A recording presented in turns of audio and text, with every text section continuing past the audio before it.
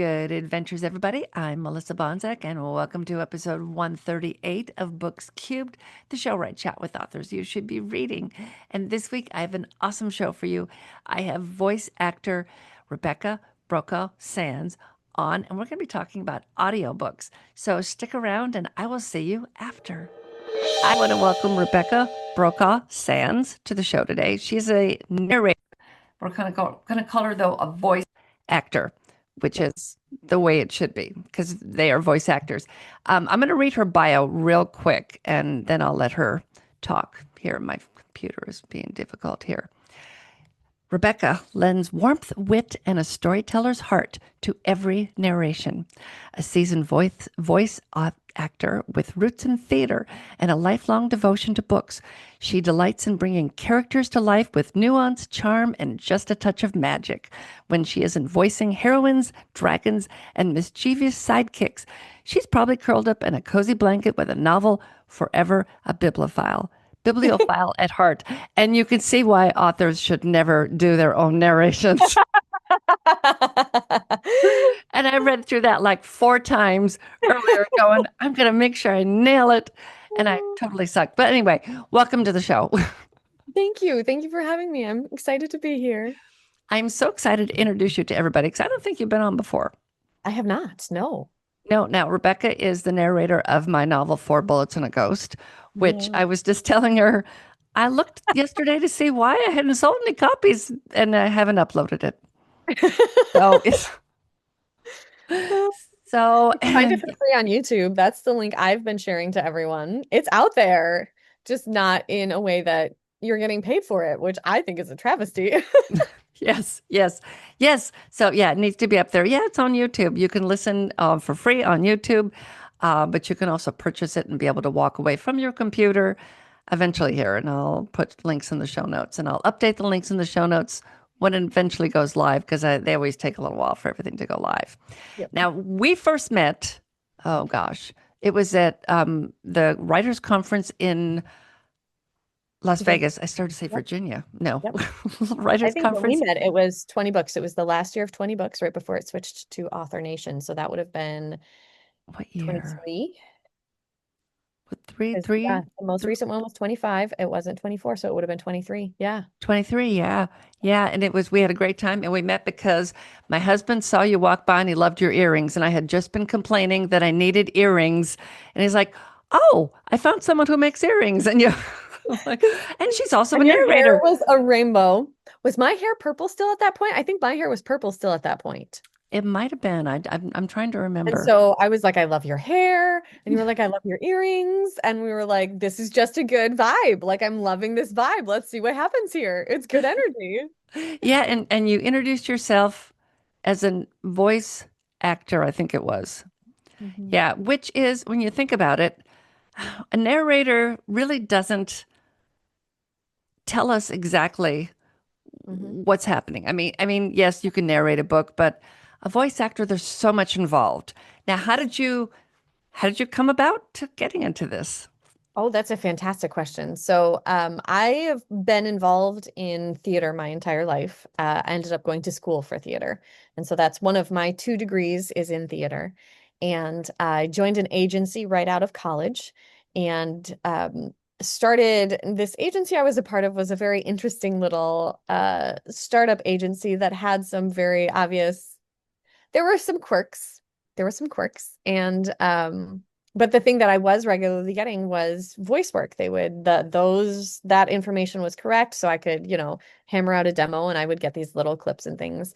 And so I was doing little spots, and then an audition came through for a project that was the Edia project. It was a private, personal funded thing, turning 100 kids' books into audiobooks for, I believe it ended up being for blind and um, visually impaired accessibility, is what it ended up being for. I don't have access to any of those files, which is sad for me. Yeah. But the very cool thing was in the process of turning these 100 kids' books into audiobooks, I went, wait a second. I can get This is it. paid to read books and act. Like this is an option. And I felt like I found the cheat code to the universe. And I was like, don't anybody spoil this. Let's just try to make this happen for real. And so I did it off and on for over a decade. Had just gotten married, so like became a mom. So there was a couple years where I wasn't really doing any, and there was a couple years where I was doing it not as audiobook narration, but I work with a clinic nearby. So I was doing like the internal recordings, patient information videos, Oh, okay. client, like those kind of voiceover type stuff. So I was doing a lot of that. Um, and then about 3 years ago, in a couple months, it will be almost 3 years ago exactly. I had a friend reach out to me right before COVID and was like, you could be doing this from your home booth and you could be doing this not just for the clinic. And I was like, what? So she came over and helped me set up a home booth. And then COVID happened. Mhm, mhm. And then I had my youngest. And so 3 years ago, I was like, okay, I've got this booth. I've got this dream. Let's try to make this happen full time. And I was very lucky with some author friends and connections. I started on ACX. I got some books right away. I got things rolling and then ended up in Vegas. And that's really what kicked it off was met some fantastic authors who trusted me with their work, which I am forever grateful for. And then got connected to sound booth theaters at that point, who I work with regularly now. And I'm at the point now where I am working on my own production company to help make audiobooks accessible and affordable for indie authors in a way that a lot of other platforms aren't, while still using human voices and working with authors to make it a revenue stream and an investment instead of just something that like they want to do, but they can't afford to do. Because I love indie stories and I love making them available. I have found more favorites in indie authors than in traditional publishing in the last decade. So like I want that to be accessible to all markets. So and it's something I love doing. So finding a way that I can read and perform and get paid and indie authors can get their stories heard to a wider market and have it be something that adds, not subtracts from their bank accounts is my goal and my drive and my passion. And that's we're getting that rolling now. So I'm an author and I got a book, Yep. and maybe it's, let's see, my books tend to be about 220 pages, my cozy mysteries. But Okay. now, like my fantasy, you'll be narrating my fantasy, and it is how big is it? It's 30, 60, 90,000 words. Is that right? That sounds about right. Okay, so 90,000 words. So, say for a 90,000 word book, how long, not just how long will it end up, but how much work is involved for you? Ooh, that's a good question, and that's a different question. So I'm going to show you I did the calculations right here so I could tell you. So some of that depends on if it's single narration, duet narration, multicast, and if sound effects are involved. So all of those, every little bit that you add on adds a little more work and adds a little more time. If you're talking single narration, I fall real reliably close to the industry standard of 9,300 words per hour. So if you're talking a 90,000 word book, we're looking at 9.67 hours of audio. So not quite 10 hours of audio is what we're looking at. Um, for 9.7, so for industry standard, that'll end up being more. So if we add duet, what happens is I record everything. So I will put that same amount of time in, but then I send it off to my duet partner and they read their lines in over what I've recorded. And we do it that way because that gives them the reference line. So they're not just cold coming in. They Yeah. can hear how I interpreted or said something, and then they can react and respond to that. So it's in the right tone and the vein and works well that way. But so then that adds a little more time because somebody else is also adding their time on there and it's more recording time. And then from there, it goes to our editor who puts all of his time in, works on it, polishes it up, and then sends it back. So that's our completed thing. Multicast just ends up being more people in that file gets sent to, they add their lines in. So that's where it is. And then sound effects happen after the voices are in. So that's our editor. He decides, puts it in while he's editing and polishing, adds any sound effects or music or underscoring or whatever there. So every little step, as you can imagine, adds a little bit of time. Yeah. If you're talking single narration, it typically takes me somewhere between an hour 15 and an hour 30, depending on how warmed up my brain and my vocal cords in my mouth and my tongue are, Yeah. how much caffeine I've had and how ready we are to go. Sometimes I can clip pretty close to. I've had a couple times where an hour of audio I've gotten done in like an hour and 5 minutes. Wow. Um, that's not regular. It's usually somewhere between an hour 15 to an hour and a half of recording time for an hour of audio for me. Um, some people take more. I have a lot of strength and training in cold reading, which helps me out a lot in that. I can do a real good interp and character voices and switch character voices and tend to do pretty decently on that the first time through. I'm getting more critical with myself because I want to keep improving and doing higher quality. So I'm getting more critical when I hear something that I used to kind of be like, that was good enough. Now I'm like, nope, we're going back and we're redoing it. We can do better. We can do better. Yeah. So that's going to add a little bit of time. It takes about the same amount of, well, not quite. So what is Oliver saying? For him to do editing for an hour of audio, it's not quite an hour for the editing process. Um, but I don't know exactly what it breaks down to. And for me, it was probably 45 minutes of editing for an hour of audio for me when I was doing it. And I know it's less time for him because he's got better processes, knowledge, and understanding set up. This is why I pay him. Yeah. He Yeah. makes it sound better in less time. Totally worth it. Um, but so all told, it's somewhere between 2.5 to 4 hours of time that goes into an hour of finished audio. Okay. So yeah, between recording, retakes, editing, polishing it, and wrapping it up. Okay, so I got to ask because the polishing and everything, and I know you said you're good at cold reading. Yeah. Is there a word that has absolutely destroyed you? Because one of my favorite things on TikTok is there's a whole group of narrators of audio actors who will say, there's a lady who does them on Wednesdays, Wednesday's word. Is there Yeah. one that is just you just can't get around that word? Okay, so I've had a couple of them trip me up. So when I did At Fault, which I did with Sound Booth, which is it's a sci-fi, and we did the first book. My editor for that one, um, I will, and I don't know if it was regionally the way I was raised,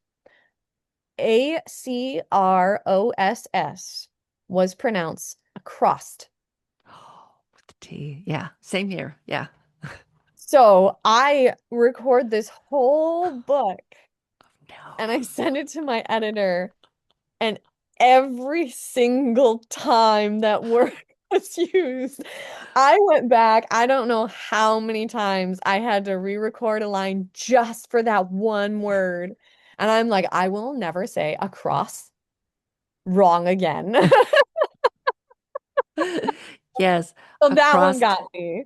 It must be. I was when I till I was 12. We lived in Boston, so I don't Uh-huh. know. Maybe it was a northeastern thing. If you were in that area, I was born and raised in Michigan. okay, So Michigan. So Midwest. Yeah. But it yeah, just that was how I was raised. The other one that still trips me up is simultaneously. it's a lot of syllables. Uh-huh. And Yeah. sometimes I get it right, and sometimes I question myself and I don't. Well, yeah, yeah. I know. I've paused and had to ask my husband, "How do you spell who? What letters to start with? Yeah.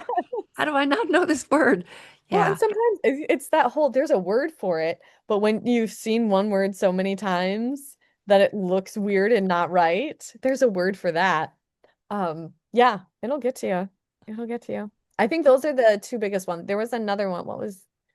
There was another one in Homesteader Hearth Witch that got me, but I don't remember what it was. It was nowhere near as frequent as Across.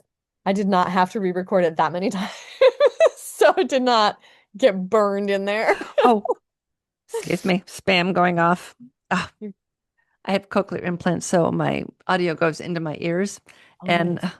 I can't shut my Nice. phone off because it goes into my ear. I mean, it's set up through the mic and everything. Sorry about that, but yeah, there's always some word. Yep. Yep. It probably every book has at least one word, and I know. So, and that takes us to the next thing. What is advice you can give to authors, even if they're not planning on doing audiobooks, but there may someday be an audiobook? What kind of things do you recommend they do to make sure that a narrator is not going to just stumble all over what they've written? That's a fantastic question. I think I'm still trying to figure out the answer to this myself because the answer is not don't use big words. That's not the answer. And that's what everyone's first thought is, don't use big words or don't use alliteration or steer away from tongue twisters. Like, no, because that's what makes it fun. That's what makes it challenging. Mm. That's what gives us these great outtakes that are like half of my social media posts. That's what keeps me on my toes. It's good, and I think it's good for the listeners to hear it too. I think it adds complexity and color, and I think those are good things to have in there. So it's not that.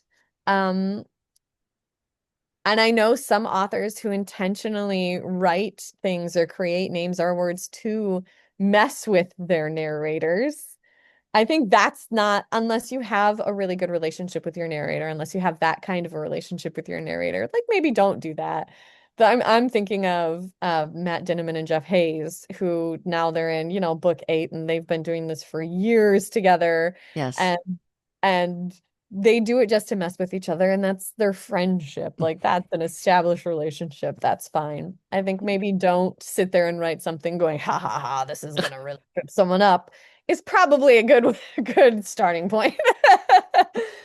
But honestly, for me, a lot of it comes down to the flow of writing.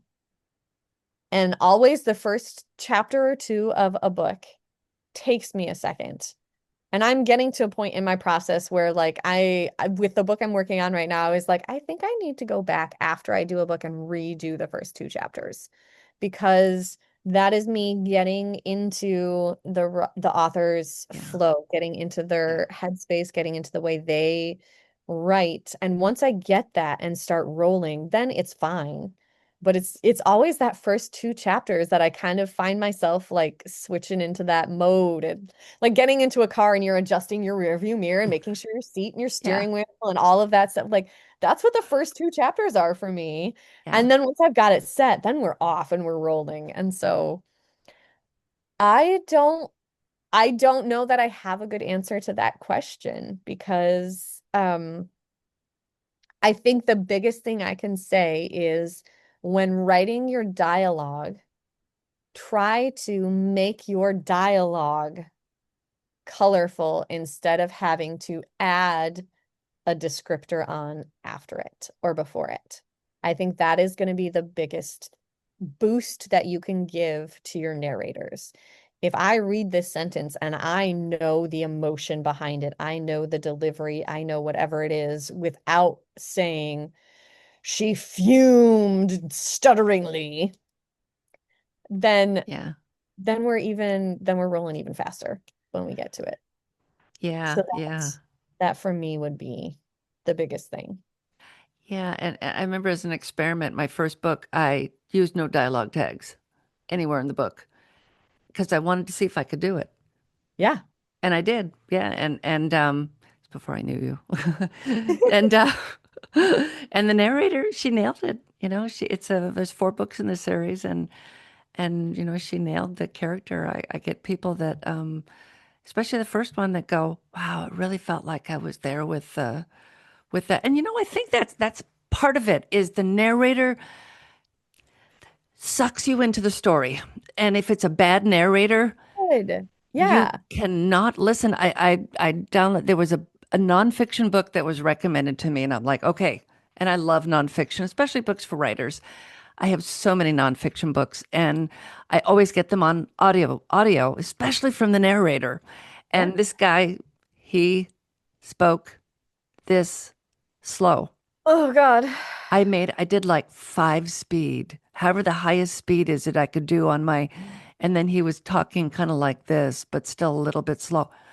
I thought, oh my God, how, and this book was highly recommended by, I can't remember the name of it, by somebody out there, and I paid for it.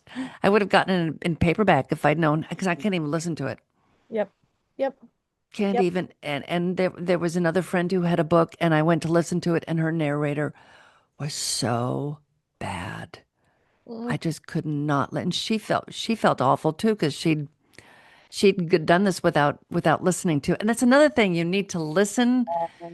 to a narration sample to Yes. see if Yes. this person is the right person, is the right fit for your book. Yeah. Yes, definitely. Yeah.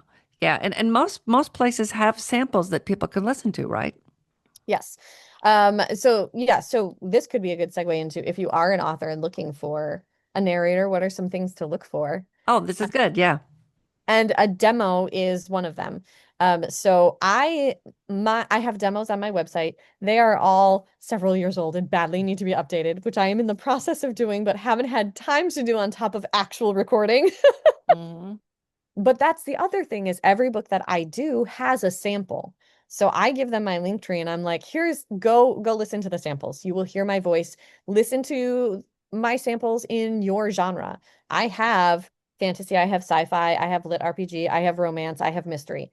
Go listen to, you're a mystery writer, go listen to my samples of Four Bullets and a Ghost. Go listen to my samples of Kitchen Witch, Cracks a Cold Case. That will let you know my mystery narration, right? So go listen to their demos. If they have an overall demo, which mine again is very old and I would do much better on it now, but it should include some different styles of narration and some character voices. That'll give you an idea. The other thing you can do, and this is something I've started requesting, is when I'm talking with an author about doing their book, I will say, send me a scene. We'll have had a small conversation about the overarching plot and the main characters, and I say, send me a scene that you want to hear. Whether it's a character voice that you really want to make sure gets nailed, or whether it's an emotional, pivotal moment that you really want to make sure we can grasp. If that's something we're going to be working on anyways, send me that scene and we'll get started. And then I can record that, do a couple minutes, record it. It's not going to be polished. You're going to hear my in it. It's gross, but you'll get the idea because my narration, my voice, my tone doesn't change. We just take all those yucky sounds out. Yeah. Yeah. So then I will record that and I'll send that to you, and you'll have an idea of what my voice would sound like in your work. And that I think has been even more beneficial for me because that also then gives us the starting point. Like you liked that and I nailed that character voice. We already know we're off to a good start there. You Yeah. liked that emotional tone or how that scene was read. I already know how we're doing it then. And that's giving us more to jump start off with when we get running. So demos are a big thing. Look at their experience. Pay attention to their professionalism when you first meet with them.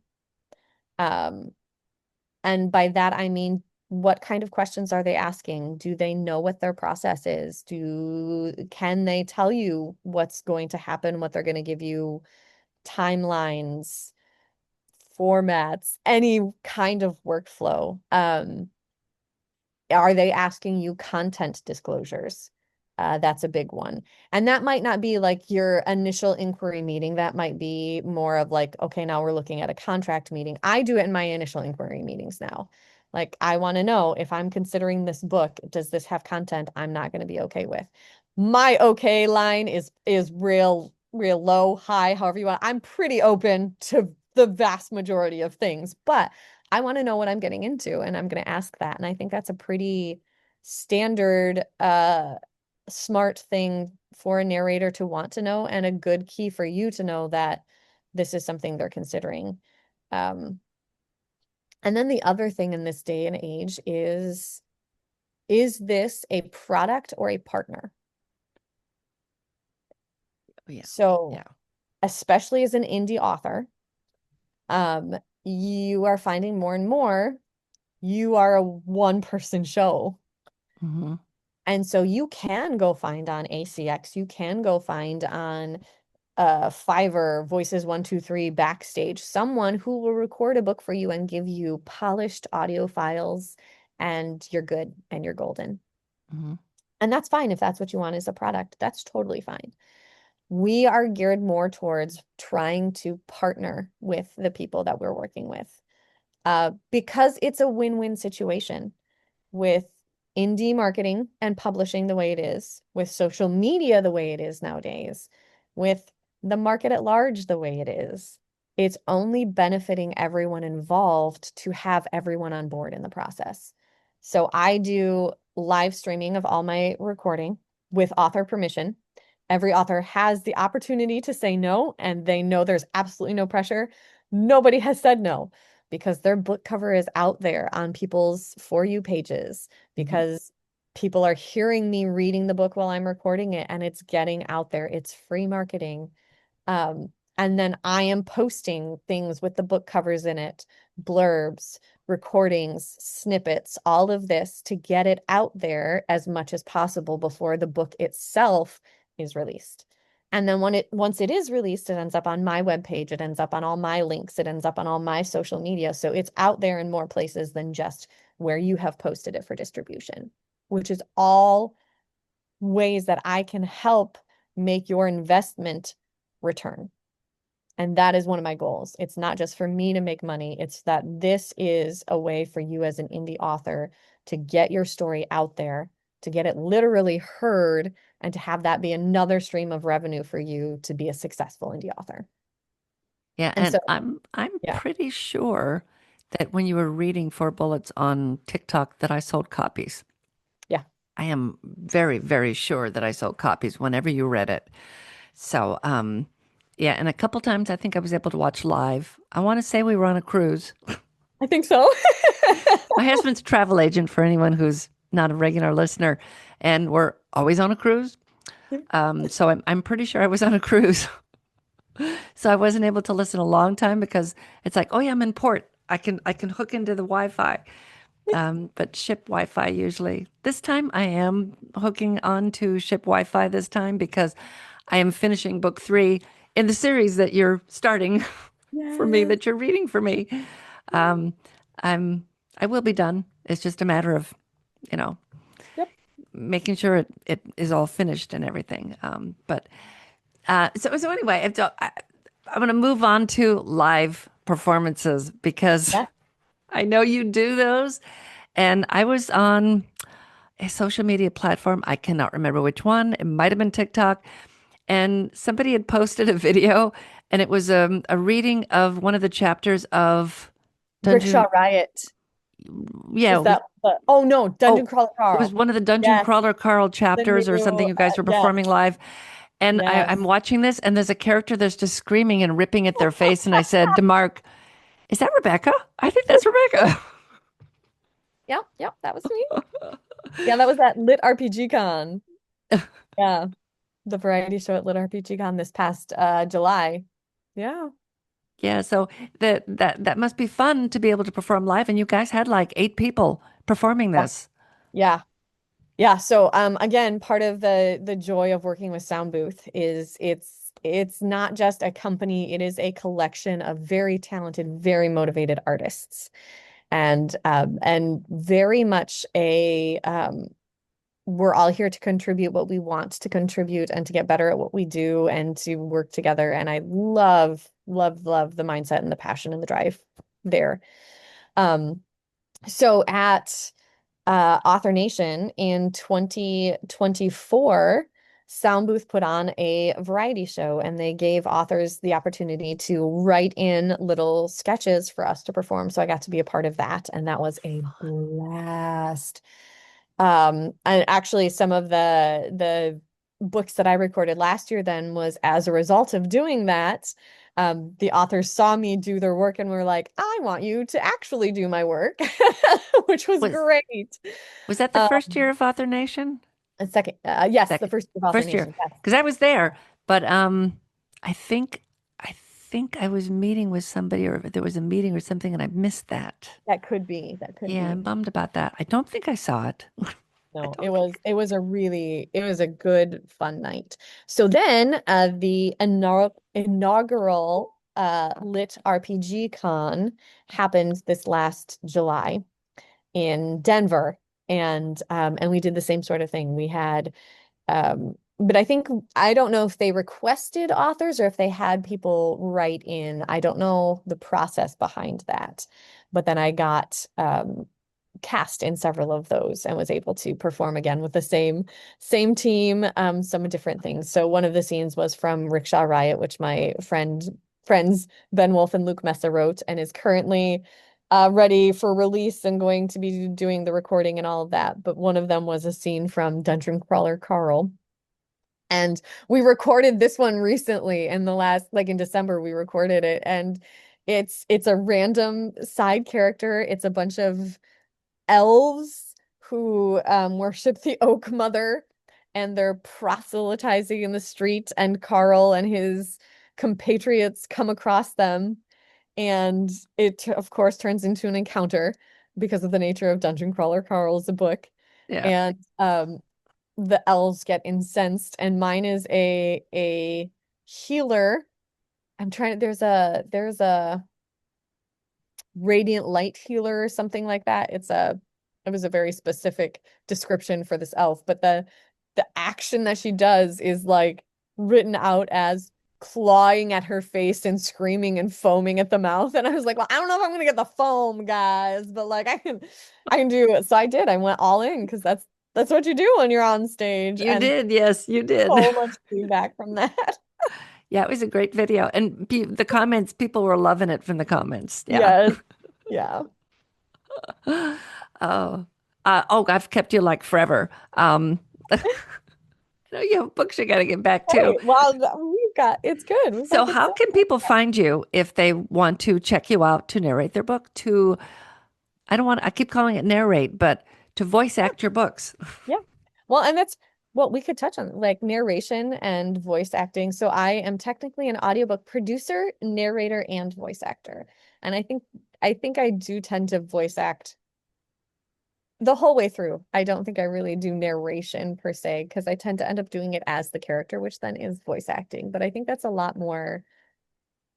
You talked about bad narrators. It took me a while to get into audiobooks because when I started, there was a lot of flat narrators who would just read Yes. the text out. Yes. And I struggle with that because I have a very vivid and active imagination. And if I'm going to sit here and read the page and do a better job than you, why am I listening to you? Yes. Is my thought.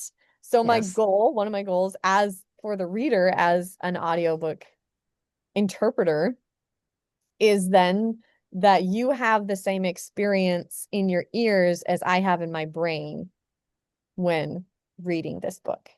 So you're still a reader, but you're reading with your ears instead of your eyes. And I Yeah. want my imagination, that experience to be the same experience for you as it is for me. That's my goal. So you can find me as Rebecca Brokaw-Sands on just about any social media platform, TikTok, Instagram, Facebook, Threads, YouTube. Or you can go to my company website, which is www.quillandcord.com. Quill like a writing quill and cord like a vocal cord. Yeah. Um, and you can fill out a little inquiry there and we'll sit down and we'll chat about what we can do to make audio happen for you. Oh, that sounds great. I will have the links in the show notes. And like you said, I'm looking at the Quill and Cord, QUILLANDCHORD.com. Yep. I know I was I had the word cord in my book and I was doing a spell check and went, I spelled it without the H. Jeez. You would have gotten the gist, but yeah, need to fix that. But I think on here yeah, for readers, for authors, you have links to the people so they can, or to some of Yes. your stuff. Yes, you can see both books, finished projects that we've done, and you can see who we currently have on board that works with us. We are working on getting demos from everyone so that when you look up and see their bio and their title, you will also have a little click to play their demo there. We're working on that feature. It's not up yet, but it's hopefully coming soon. And that way will be able to hear them. But all the books that we've finished are on there also, and then a little bit about our process and a way to get a hold of us and get it rolling. Oh, fantastic. I highly recommend, guys, that you give her a chance, give her a listen. You will really like it, especially like I said, I'll have a link to Four Bullets and a Ghost in the show notes so you can go listen. And that's one you did a couple of years ago, so you're Yeah. even better now. Yes. Yes, I'm excited for Amy of Earth because I think that will be a lot of fun to do and the differences will be interesting. Yeah, and this is my fantasy, Portal Fantasy, and everybody's names. I mean, I've got a list of names here. I don't think there's a name with more than 5 letters in it. Most names have 3 letters. Uh, I introduce like one character at a time. The big thing, I love fantasy, but the big thing that just destroys me is when they introduce 20,000 characters in the first chapter, Yeah. and you And you don't don't know need all who's that. who and how they connect and where everyone's going. And then you don't see Semenabinaba again until chapter 20. Yeah, yeah. So it's like, no, no, no. So yeah, small Yeah. names, lots of action, uh, uh, small character cast, which so hopefully you like it's fun and it should be about what did I say about 90,000 words. So I'm really surprised because I have like 50. I'm pushing 50 usually in the in a story. So anyway, I will let you go and links will be in the show notes. And thank you for coming on. Thank you so much for having me. This was a blast. Thank you so much for joining me today. Everything that we discussed is down in the show notes. So if you are looking for voice actors or just plain narration for your book, go check out her company. And that's it for me this time. I am headed out in the morning on a cruise. When am I not going on a cruise? This is a working cruise, though, a writing cruise, and I'm going to be finishing book 3 in my Amyverse series, my Portal Fantasy series. So I'm very excited about that. And I will be back to share some snippets from the books with you in a future show, in a couple weeks, probably. So until then, go read a good book. The Books Cube theme music was written by Laura Lynn Hardy. She performed the vibraphone. Billy Tyke Miller performed percussion, and it was recorded at Mills Kids Recording in Huntsville, Alabama.